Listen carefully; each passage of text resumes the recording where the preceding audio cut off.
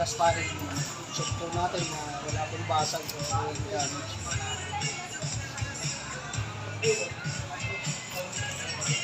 Ito po ma'am, pasilip na lang po. Wala naman po siyang basag, no? Then ito po, kung kakabli kayo, rekta, dito nyo papadaan yung printer cable. Andun sa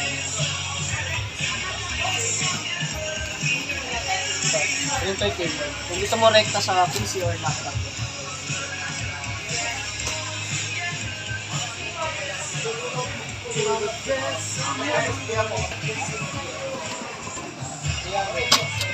Ito po, naka-default to as ano po, A4 size. Ito po, default yan. Ngayon, kung may mga mas maliliit kang ano, adjust mo lang. Kung gusto mong size, indicator naman po ng mga sizes. Ngayon, kapag long naman, legal, push ka lang dito. Push mo, tas hila. Yan. Nakalabas ng call cable. Ngayon, kung isi-short mo lang, babalik mo lang, press mo ulit, tas push mo. Tas ito yung stopper mo.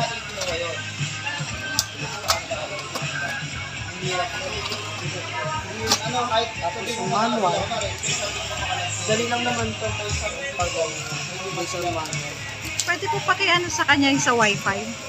Ang Wi-Fi po niyan, ano ma'am, da-download mo lang si Brother Mobile Connect Sa phone niya. sa Play Store po. Tapos, open yung Wi-Fi, Wi-Fi connect. Yung application mismo ang mag-guide sa'yo kung paano susundin mo lang siya. Ito paglagay ng ink, unang gagawin mo, unpack lang muna, tanggalin mo lahat ng blue. Sunod number 2, maglalagay ka na ng ink. Nang nakapatay, naka-off pa to.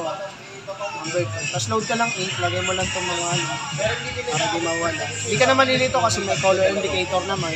Susundin mo lang siya. Then after mo siyang malagay, lahat ng ink, number 3 ka, load ka daw ng paper. Load paper. Pag after mo mag-load ng papel, ayun ka na, initial ka na. Power on, tapos magbi-blink tong ink, magbi-blink siya. After mag-blink niyan, 3 seconds daw yung color.